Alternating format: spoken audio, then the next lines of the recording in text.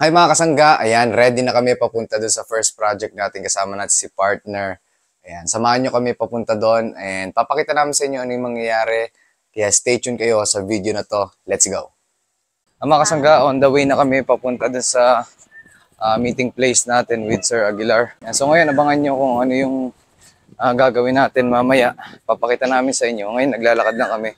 Brother Win, pasensya na ulit. Na-late kami. Pero nandito na kami. Ayun, nakikita na namin. Brother Win, sa wakas, pasensya na, na-late kami. Excited ka na? Yeah. Yeah. Shoutout mo muna May sila. nasabihin ako, may ano isa ka pang pangarap na matutupad. Ano? Nakikita mo Ay, first time ko makasakay ng Raptor, mga kasangga. First time ko makasakay ng Raptor. Papakita ko sa inyo. In 3, 2, 1. Ito si Brother Win. Tanan! Good morning! Saan tayo? May tao na ba dyan? Wala pa. Sakay ka na. Grabe, nangingibabaw talaga yung sasakyan mo, bro. Layo pa lang. Grabe. Good morning, bro. Ayan. Medyo ano lang, medyo madilim ako dito. Ay, hindi pala. Sakto lang.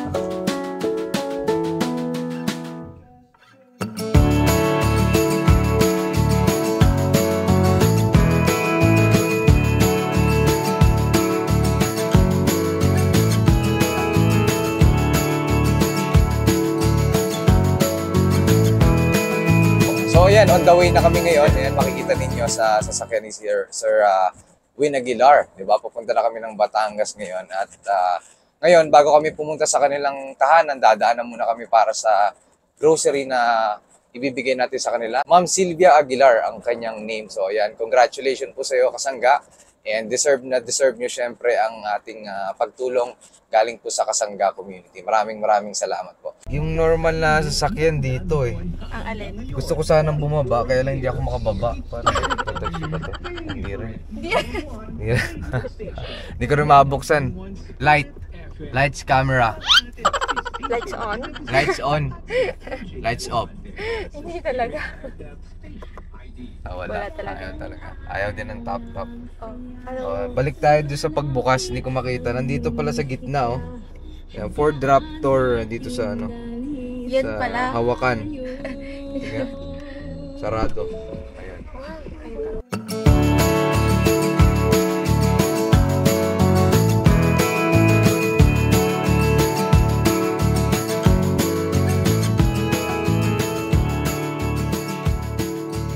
Pak na, no? Yan, sige. Oh, para dito. Dilata, no? Oil. Meron. Ito, buy one, take one, bro. Oil. Yan, kuha tayo oil sa kanila.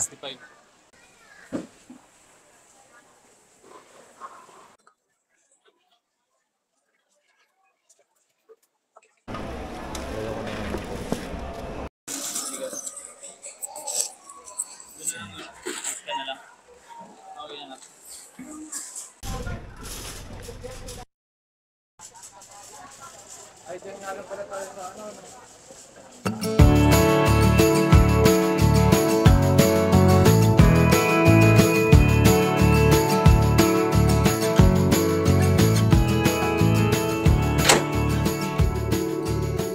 Hello po. Hello po. Hello, good afternoon, Ma'am Sylvia. Tama po ba? Apo. Saan po ba kayo malapit? Ano po yung landmark sa inyo? Mahabang dahilig po na may wetting shade papasok ng bagong silang. Oh, sige po, ma'am. Salamat po. Salamat po, sir. Sige po.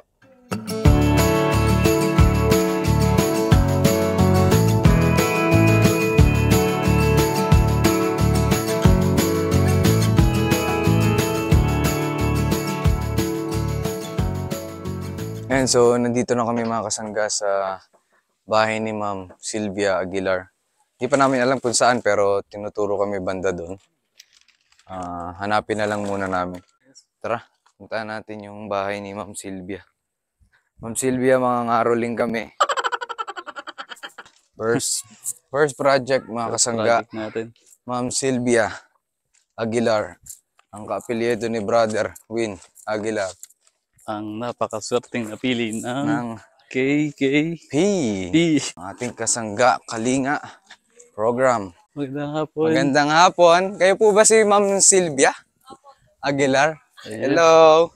Hello, nakarating din. Karating na rin kami. Ah, Ang layo. Ba, mukhang naka-live nagulat ka. ka, mama. Parang meron ka ng idea. May idea, nakatunog ka na ba? Akala mo, rider lang mo. Magandang hapon po.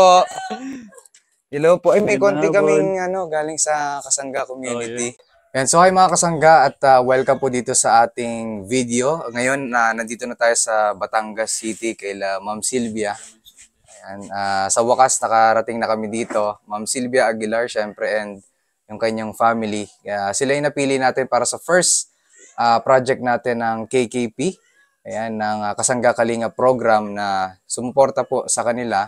Magbigay ng konting tulong, syempre, may mga basic needs nila, yan, bigas, mga sabon po, may itlog, kung ano man nandyan. Ayan, yung binigay po ng buong community sa inyo para masuportahan. And yun, gusto lang namin kayo makausap panandalian bago kami bumalik ulit at mukhang nahuli nyo rin yung aming balak.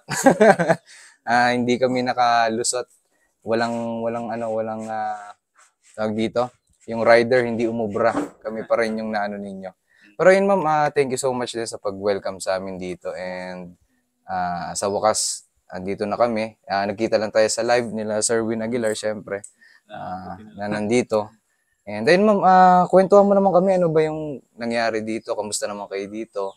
Ano bang pinagkakabalan? Maliban kila nanay, tatay? Ano po, dito lang po ako sa bahay. Siyam kaming magkakapatid. Pero, Siyam? opo. Pero yung mga kapatid ko ay mga nasa malalayo. Halos wala silang oras para sa magulang ko kahit po sila ay minsan mabisita. Kaya sana naman po yung mga kapatid ko diyan, magkaroon kayo ng time sa kaya inat sa tatay. Dahil hindi naman ako lang ang anak, kaya kailangan ay ating pagtulong-tulungan. Ayun po, halos 8 years ko na din pong inaalaga ng nanay ko dahil meron siyang Alzheimer's. Dati siya ay nagwawala dahil pinapacheck up po siya dati sa psychiatrist. Nagwawala po siya dati sa ospital kaya naturukan siya. Yun po, simula nung naturukan, parang hindi kinaya ng kanyang katawan dahil matanda na din po. Hindi yun po, bumagsak yung kanyang katawan. Resistensya niya po, Opo. ano?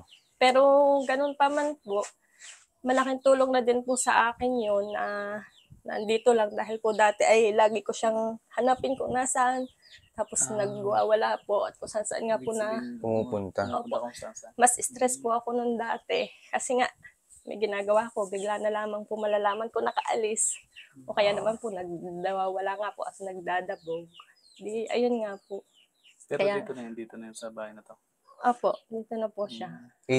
Bali 8 years na po na 8 years ganyan na yung po. situation. 8 years na po. Si tatay po, Tatay po simula nung November nung na-admit siya. Gawa po ng mataas ang kanyang uric. nito lang po na nangyari. Last year po. Yung nahirapan talaga siya tumayo, ganyan. Opo, hindi na po siya nakalakad nun. Kaya yun po yung dalawa po silang dito. Kaya nga sabi ko bakit hindi pinag-isa na lang? Kasi yung isip nasa tatay ko, pero mahina ang katawan. Yung nanay ko, malakas naman ang nanay ko. Yung nga lang po, last memory. Pero bago po nangyari syempre yung ganito, sino ba si Ma'am Sylvia dati? Ano bang ginagawa mo? Nangangahoy ako, kaya naman po ay lahat ng mga ay pinaggagawa ko. Lahat po ay lahat ay ginagawa ko po ang mga mabibigat na gawain. Kaya kailangan maging malakas kasi maraming umaasa sa akin. Sige po, at ngayon naman syempre andito naman kami, yung Kasangga community para kahit pa paano. Oo, kasi doon sa live ni Sir Win Aguilar, tama, nung nagkita-kita tayo. Kasama niyo yung, ano pangalan ng brother yung isa? Cherry. Ma'am Cherry Che. Yan, Opo. yun Ako naman. nga po matagal na din yung kada po may dumadaan sa akin. Naakyat nga po ako. Buti nga po nakaakit ako nung time na yon. Hindi nga po Oo. napansin nyo at maraming salamat po sa Kasangga dahil sa unang project nila Oo. kami po agad ng aking magulang ang kailangang napili. Maraming salamat po, Sir JB, Oo. Sir. Yan, kay Brother Win din syempre. Maraming At salamat sa, po. Dahil sa live mo po ako, oo, doon tayo, yun po ang kumbaga, naging daan, yung naging nakaakit daan. ako sa live niyo. Kaya Oo. maraming salamat. Para makilala ka namin. Alam mo ba kung bakit isa sa dahilan kung bakit ikaw din napili namin? Kasi pareho ng mother ko na nag-aalaga din ng both parents na yung lolo at lola ko. Pero ano naman, medyo mahina yung lolo ko pero okay naman siya. Kumbaga hindi lang talaga regular na exercise, tumatayo, naglalakad ganyan. Pero doon nakarelate talaga kami kasi alam ko yung hirap ng ina ko, di ba, ng nanay ko na pareho ng ginagawa niyo. At the same time kasi yung gusto niyong gawin sa buhay, di ba, hindi niyo nagagawa gaano. Kung may mga kailangan kayong puntahan, may mga important gatherings, kayo hindi nakakasama. Hindi nga. Sakripisyo talaga. So, yun. Talagang na-touch din kami sa story nyo. Kaya nga naman gusto namin mag-i-share sa kanila para kahit papano yung gustong tumulong, gustong sumuporta pa rin sa kanila sa tulong ng segment natin ng kasangga ng KKP, syempre ay makapagbigay pa rin, makapaghandog ng tulong pa rin sa inyo. Ma'am, hindi na kami sobrang tatagal dito kasi alam namin na meron pa kayong may ibang gagawin. Kung may mga message kayo sa kanila, sa mga nanonood na mga kasangga natin, yun, sige po, pwede kayong magbigay ng message sa kanila.